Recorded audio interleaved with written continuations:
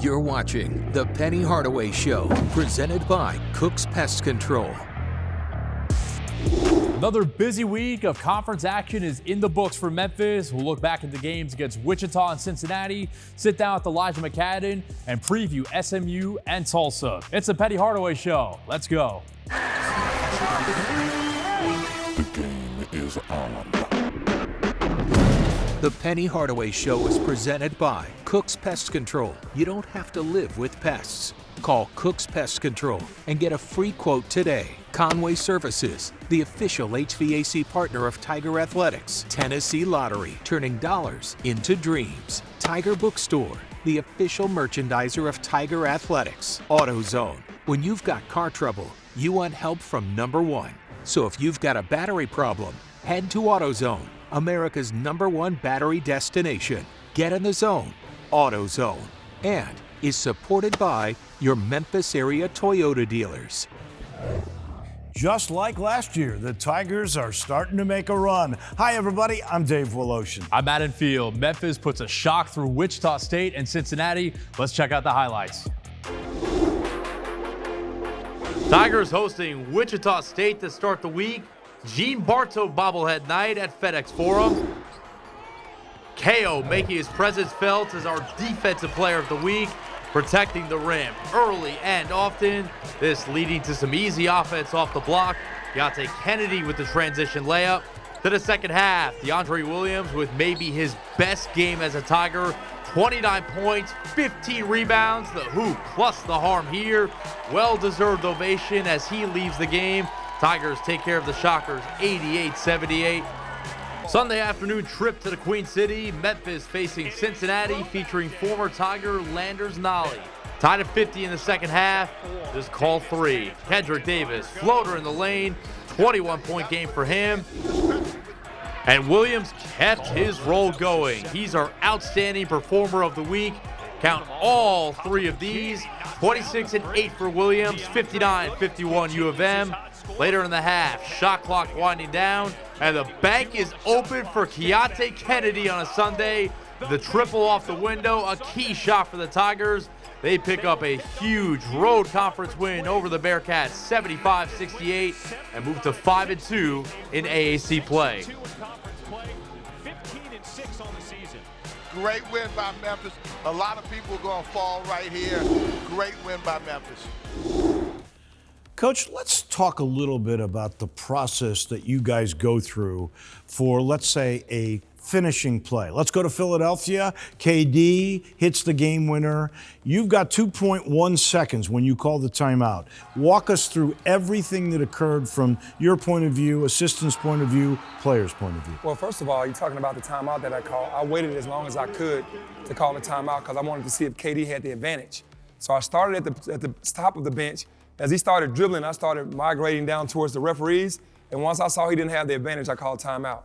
When we called a timeout, they said we're going to have the ball on the side.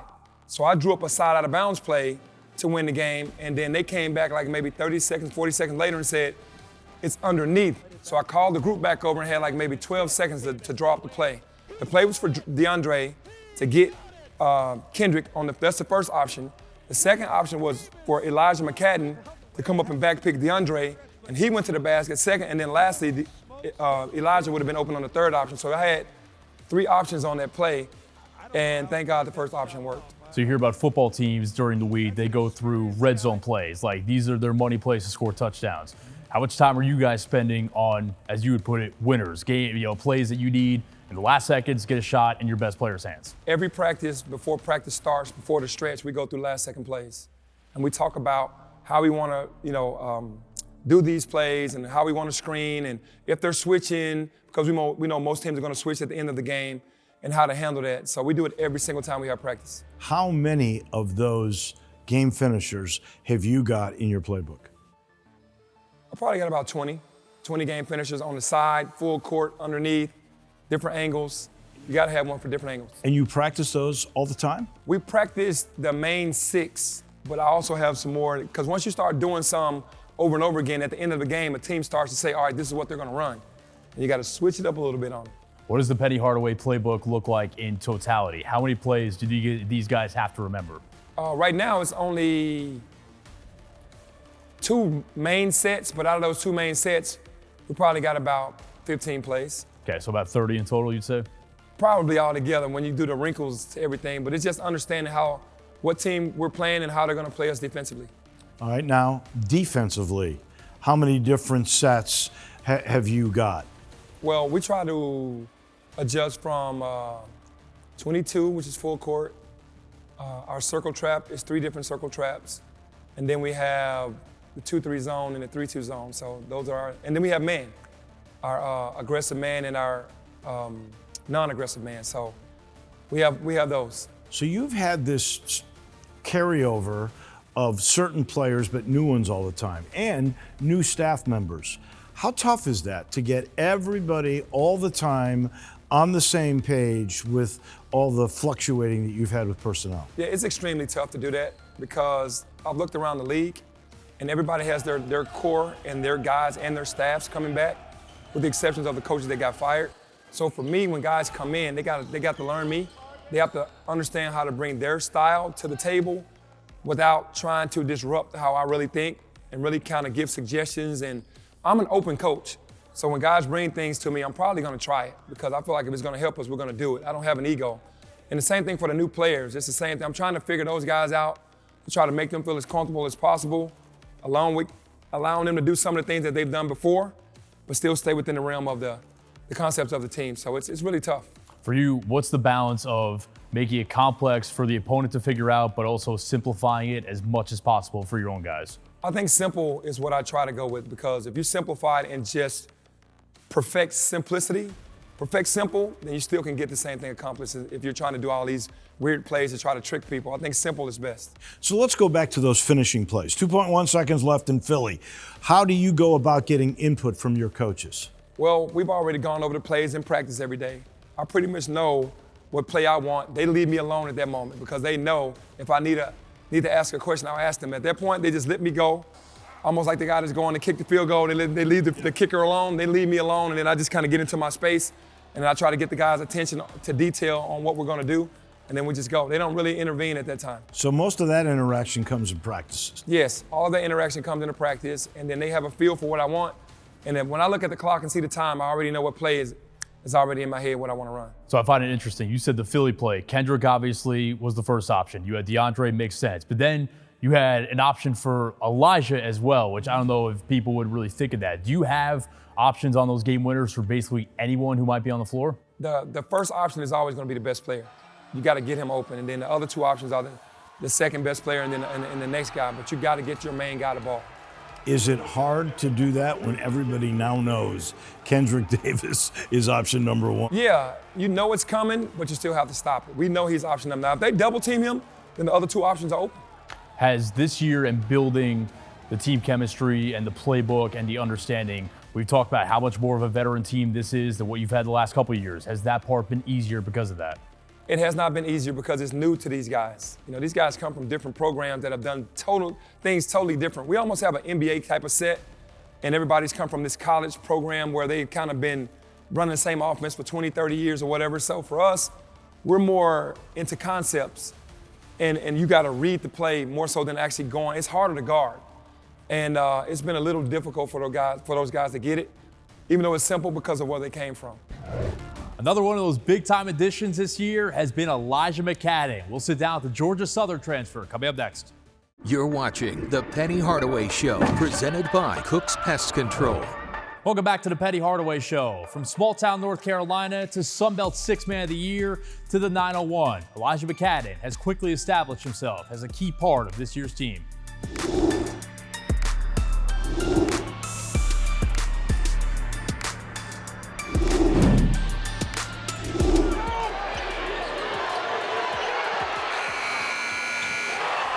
McCadden grew up in Rocky Mountain, North Carolina, about an hour east of Raleigh.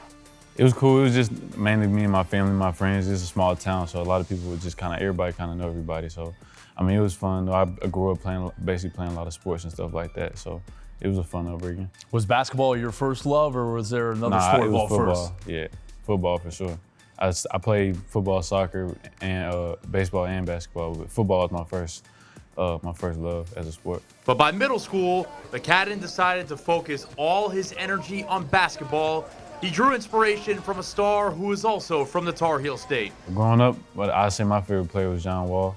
And then, well, John Wall and Kevin Durant, but definitely John Wall. When he was in high school, he was like the #1 player in the country. So that's who I wanted to be like when I was growing up. Wall wasn't the only North Carolina point guard to make his impression on a young McCadden. He also spent a short period playing on Chris Paul's AAU team. It was cool. I only played with him for like half a summer. You know what I'm saying? 'Cause I kind of bounced around on a couple of teams, but I definitely enjoyed it. Got some knowledge from Chris Paul, and just their whole staff playing with them. Coming out of Greenfield School in Wilson, North Carolina, McCadden wasn't sought after by any high major schools. Why did you land at Georgia Southern? I had a good relationship with one of the assistant coaches there at the time, Coach Dixon. He's actually at South Florida now. So I had built a real good relationship with him, and I was just comfortable going to Georgia Southern and playing for them and their staff. Playing for a mid-major required a different mentality. That's a conference where it's really only going to be one team who gets to go to the tournament, and that's kind of what everybody's aiming for. And really, you got to win the conference tournament for that. So it's tough because you could be undefeated in conference all year and then lose in the conference tournament and you don't get a bid. So it's really competitive for that one spot, especially comes tournament time. McCadden spent 4 seasons with the Eagles, with his time in Statesboro highlighted by winning Sun Belt's 6th Man of the Year last season. He was also the team's leading scorer at over 11.5 points per game. So why was the team's best bucket getter not starting? That was actually his choice. I mean, it just, at the start of the season, I was coming off the bench because I had missed a couple games because I was hurt. And then when I started, I feel like I didn't play as good. So I told him to keep bringing me off the bench. And then it just kind of became my thing. I just came off the bench and I led the team scoring like you said. So, but it just became, I feel like I played better. I was more comfortable with it at the time. So that's why I did it. After last season, with 1 year of eligibility remaining, McCadden decided it was time to make the leap. It came down to mid-majors in his home state or the 901. Or your first interactions with Penny like? It was different. Like the conversations from any other coach I've had, because he called me and was asking me different questions about how I feel about their team and how they played and stuff, because I had watched them in the tournament and stuff like that. So my first interactions was just different from any other coach, for sure. This year's team ended up becoming a veteran-laden group full of transfers. But before Kendrick Davis and Keontae Kennedy were Tigers, McCadden was the first building block. I'll be honest, I didn't really care who else was coming in. I was going to compete regardless of whoever else was coming in and whatever. I just wanted the opportunity. What's been your favorite part about this whole experience so far? I'll say Coach Hardaway has definitely coached me harder than any other coach I've had, and it's definitely helped me over these past 6 or 7 months since I've been here as a player and a person for sure. Davis and DeAndre Williams have been the Tigers' leaders as expected this year, but on many nights, McCadden has become the trusted third option behind the leading duo, something he credits to his daily grit and grind. Just putting in work in the gym and practice every day, just being consistent. So I feel like I've always had the capability of doing it. It's just I've grown, like I said, I've grown a lot since I've been here. I've been coached hard and also competing with them every day too. That's helped me get better. How do you describe the hunger to get to the tournament?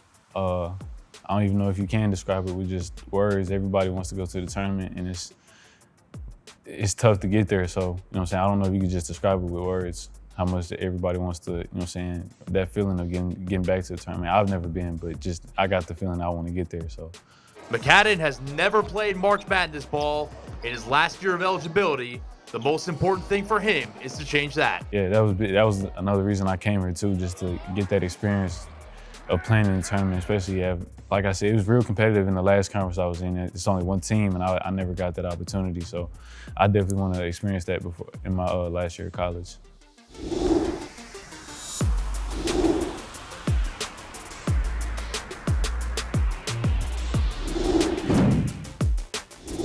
We know Elijah McCadden had 1,000 points at Georgia Southern, was the 6th Man of the Year in the Sun Belt Conference. Beyond those stats, what drew you to Elijah? Just, first of all, he was a great kid. You know, we want great kids in the program. He was coachable because I did my research on him being coachable. And being 6th Man of the Year, he came in with no ego. His individual, his own talent as a basketball player, we saw that. We loved everything that we saw, but we also don't want just only good basketball players. We want good guys, and he's a great guy, so that drew me even closer to him. So when you say you did your research on him, what does that look like? Well, Coach Sean Forrest, who was already here, he coached Elijah, so he kind of gave me some insight on who the kid was. Hard worker, always in the gym, great teammate.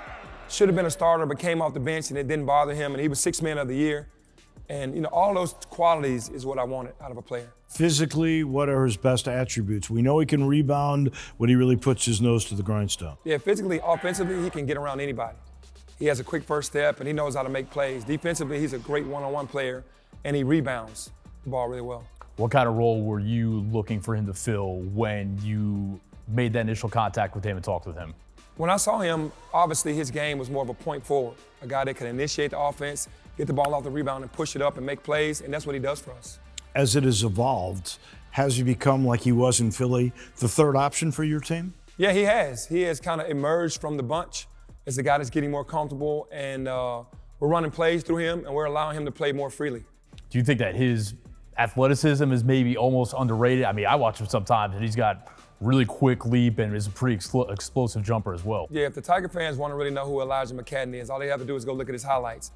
He's super athletic, and he hadn't been able to display that yet on the fast break or in the half court. On rebounding, he does, but he's dunked some incredible basketballs in his career at Georgia Southern that we're still waiting on here that he still has in him. How about mental toughness? Is he a guy who gets down on himself, or does he fight through that? No, he's a guy that kind of gets down on himself. He wants to be perfect for the group, and we tell him that you can't, but that's the type of competitive nature that he has, that his gift sometimes is his curse. He wants to do well. He knows that he can play, and when it doesn't happen perfectly, he can get down a little bit. I bet Kendrick Davis and Frank Haith are licking their chops about this upcoming week. We'll preview SMU and Tulsa coming up next. You're watching The Penny Hardaway Show, presented by Cook's Pest Control. Let's take a look at the AutoZone road ahead.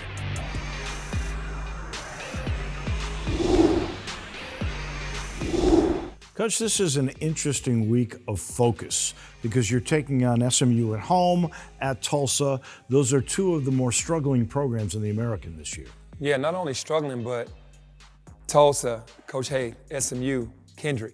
Oh, yeah. So it adds a little bit extra for both of those guys. So, yeah, when you're playing against those programs, you just got to stay locked in on what we do. And that's what we're really trying to tell the guys every single day. It's not worry about what they do and what their records are. It's just worry about ourselves. You hit on it. I don't think we have to worry about whether three is going to show up on a night in or night out basis, but I think you might want to show what they're missing. Anytime you play a former team, and I played, the Orlando Magic when I was in the NBA, it's some extra incentive in there, no matter if you left on bad terms or if you left on good terms. You want to play well against your old team, so I know I'm going to have to calm him down that game because he's going to be super hyped for that game. That was tonight's AutoZone Road Ahead. AutoZone, America's #1 battery destination and official sponsor of Tiger Athletics. Get in the zone, AutoZone. This could get very emotional for Frank Haith and all of the Tigers. We'll put a wrap on this one in just a minute.